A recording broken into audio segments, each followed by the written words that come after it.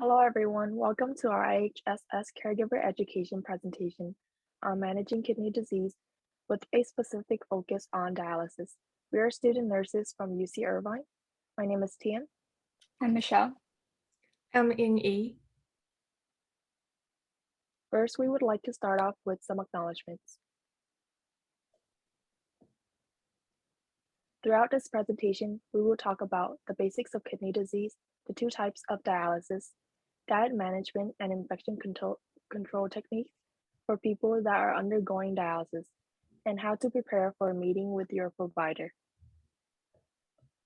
Introduction to kidney disease. Our kidneys are the size of computer mice. Their main function is to filter out waste, toxins, and extra fluids in our blood. With every 30 minutes, the kidneys can filter all the blood available in our bodies. Now that we know the normal function of the kidneys, what is chronic kidney disease or CKD? Chronic kidney disease is a condition in which the blood filtering function of the kidneys are damaged. This causes excess fluid and waste to remain in the body, which may increase the risk of having heart disease or stroke. What do we know about chronic kidney disease? They are a leading cause of death in the United States. 15% or 37 million people within the US adult population are estimated to have chronic kidney disease. That is more than 1 in 7 people. How does chronic kidney disease progress? Early chronic kidney disease may show no signs and symptoms. Chronic kidney disease will worsen over time, and the severity varies in different people. There are treatments available to help slow the progression of chronic kidney disease. A person with chronic kidney disease may or may not have kidney failure in the long run. Those who acquire kidney failure will require dialysis or kidney transplant for survival. We refer to people with chronic kidney failure who are treated with dialysis or kidney transplantation as having end-stage kidney disease or ESKD. Risk factors of chronic kidney disease include diabetes, high blood pressure, heart disease, previous family history of chronic kidney disease, and obesity. For end-stage kidney disease as well, diabetes and high blood pressure are the main causes among adults age 18 years or older in the United States. Dialysis. What are the treatment options for chronic kidney disease? Treatment can vary depending on the stage or the severity of how much kidney function is lost and the underlying cause, such as diabetes and high blood pressure. In the early stages of chronic kidney disease, treatment options may include a low-protein diet, medications, and vitamin supplements. In the later stages of chronic kidney disease, when the kidneys are no longer functioning, dialysis or a kidney transplant may be required. In this video, we're going to focus mainly on dialysis for end-stage kidney disease. What is dialysis and how does it work? Dialysis is a treatment for people whose kidneys are failing. When you have kidney failure, your kidneys don't filter blood the way they should. As a result, waste and toxins build up in your bloodstream. Dialysis does the work of your kidneys, removing waste products and excess fluid from the blood. The two main types of dialysis that we'll be discussing today are hemodialysis and peritoneal dialysis. Hemodialysis filters your blood outside your body using a machine and a manufactured filter called dialyzer. Dialyzer acts as an artificial kidney. The machine makes the dialysis solution, which is needed to remove excess water and waste from your blood. During hemodialysis, your blood is removed from your body by the machine through a needle or a central venous catheter, and then it is pumped through the dialyzer to clean your blood. After this, the clean blood is returned to your body through a second needle or a second branch of the catheter. Next, Michelle will talk about peritoneal dialysis. In peritoneal dialysis, your blood is cleaned inside your body rather than with the machine. Peritoneal dialysis uses a special solution called dialysate and the lining of your abdomen, which is known as the peritoneum, to clean the blood and remove excess fluids. How does peritoneal dialysis work? A catheter is placed in the abdomen and is used to access the peritoneum to allow for dialysis. Dialysate is placed in the abdomen through the catheter, and waste in the blood and bodily fluids pass through the peritoneum, which acts as the filter and into the solution. The used dialysis solution is drained out through the catheter and into a collection bag.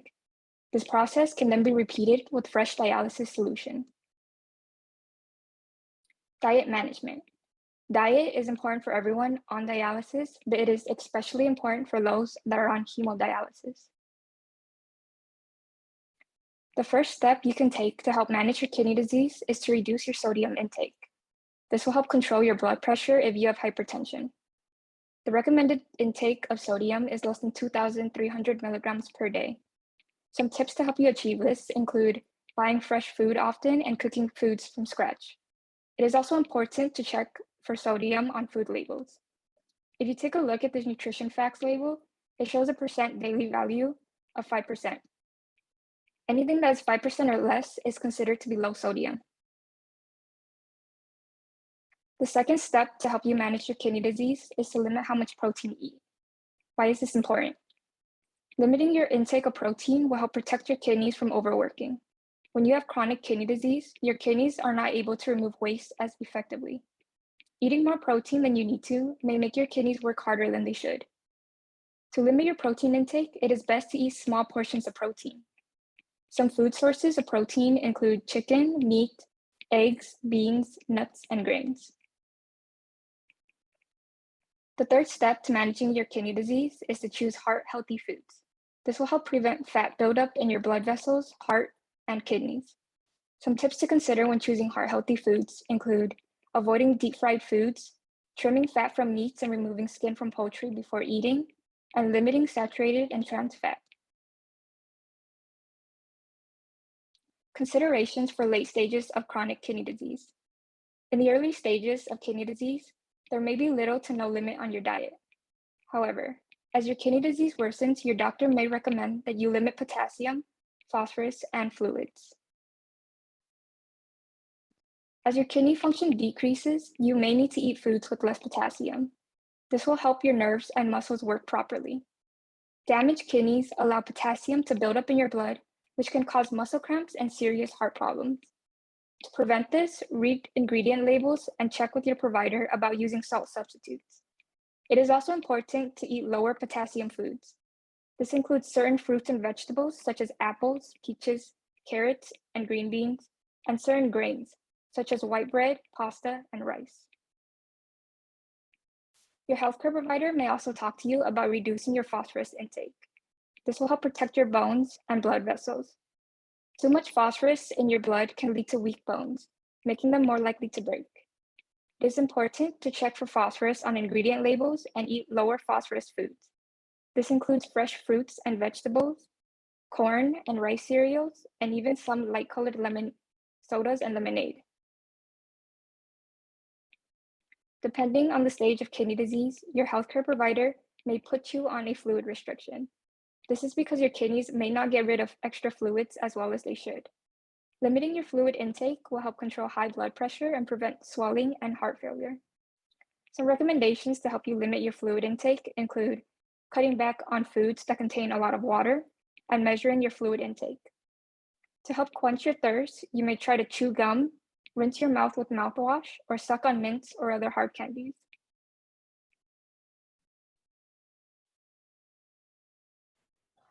Now we're going to show a short video that will provide a tip on how to limit fluid intake. Hi, I'm Jackie. I'm a DaVita dietitian. For many people on dialysis or who have kidney disease, they need to limit their liquid intake because their kidneys aren't able to remove the extra fluid from their body. For most people who are on dialysis, it's recommended to limit fluid intake to 32 ounces per day. Individual needs may vary from person to person, so it's best to talk to your doctor about your recommended fluid intake. And remember, fluids include all foods that become liquid at room temperature, such as sherbet, ice, and gelatin. So today I'm going to show you how you can use a frozen water bottle to help control thirst. Just fill an 8-ounce bottle with water, then put it in your freezer. Once it's frozen, you can take it out and take small sips from it throughout the day as the ice melts. This makes the water last much longer, and these small sips can help control thirst. For even more tips on how to follow a kidney-friendly diet, visit davita.com/diet. We hope you found this video to be helpful. Next, Yuki will talk about infection control. According to the CDC, they strongly recommend several infection control procedures, such as practice hand hygiene, appropriate catheter care, use antiseptic agents, education for a client and their family to reduce infections. Especially for dialysis personnel, they should be trained in standard precautions and other infection control measures.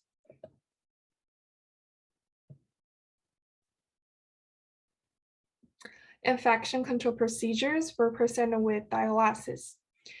For recommended catheter care practice at home, make sure to teach patient to clean vascular access area before arriving to the hemodialysis unit. Observe infection symptoms such as redness, tetanus, swelling. Notify your doctor when you have these symptoms and you don't feel very comfortable. Then the most important thing is to practice hand hygiene. I'm going to talk about on this slide about hand hygiene. This is for nurses and other healthcare providers. We do hand hygiene opportunities before touch the client, before any aseptic technique procedures, and we do hand hygiene after exposure to the bodily fluids, blood, other fluids, or we do hand hygiene after touch the patient or the client. We do hand hygiene after touch the client's surroundings.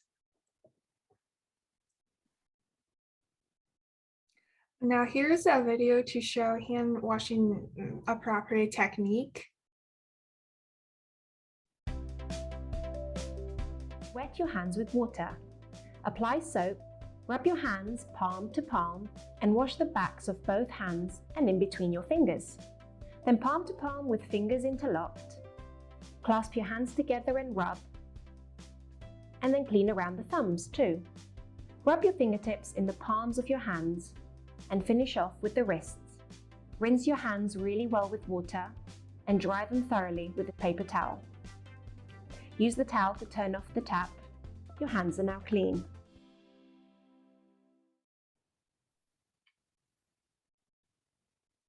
Vaccine like influenza is recommended to take once a year. It is both for people with dialysis therapy and our related healthcare providers. People on chronic dialysis show a high prevalence of hepatitis B virus infection. As a part of infection control, HBV vaccine is also highly recommended for people with dialysis and also the healthcare providers. Strategies to improve adherence, such as talk with person on dialysis and family members about hand hygiene procedures. We mention this everywhere all the time because this is the most important step before it get dialysis procedure started. We also talk about medication safety, such as expiration date of the medication name, the correct name, dose frequency, and correct time to have this medication. For nurses, we also do care about the right route to inject to give this medication. Preparing to meet with your doctor providers. Working with a healthcare team, you will need to know the glomerular filtration rate as a dialysis personnel. GFR is a value to measure how well your kidney can filter wastes. Also, albumin and urine. Albumin is a protein. If it's in the urine, it shows a sign of kidney disease. A healthy kidney does not let albumin pass from the blood into urine. So less urine and less albumin in the urine is better. Then we also talk about, as a health professional or nurses, we talk about how to keep these values in normal. For GFR, we maintain the blood pressure and also keep the healthy weight, like diet management, like we talked about in previous slides, and make sure to quit or reduce smoking, and then is to exercise. To maintain urine albumin, we focus on diet management and medications.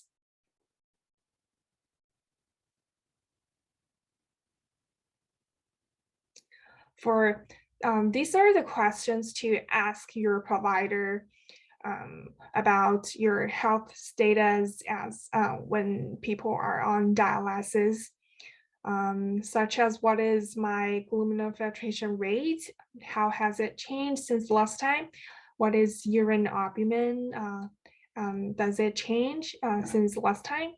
How is my kidney function right now? Is it getting worse or is it getting better, or it's at the normal range?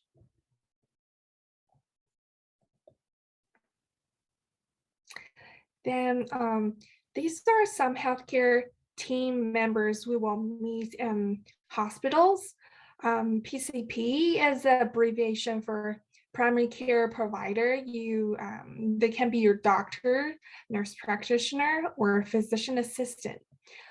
And nurses, the nurses will help you with your treatment and teach you about monitoring and treating kidney disease, also manage your health conditions, and some nurses specialize in kidney disease.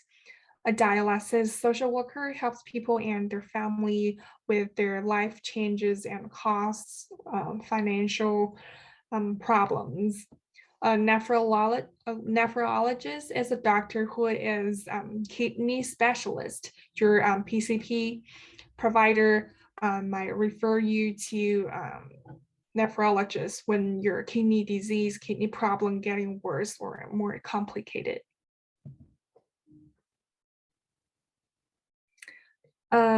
Make sure to take medicines as prescribed. The next time you pick up a prescription or buy any over-the-counter medicine or supplement, ask your pharmacist about products may affect your kidney, affect other medicines you're taking, or when you fill your prescriptions only at one pharmacy or pharmacy chain. So the pharmacist can track your medicines and supplements, and they can also check for harmful interactions. That concludes our presentation. Thank you for watching. If you have any questions, you can email Professor Jung-Ah, and the email address is on the screen. Thank you again. Thank you.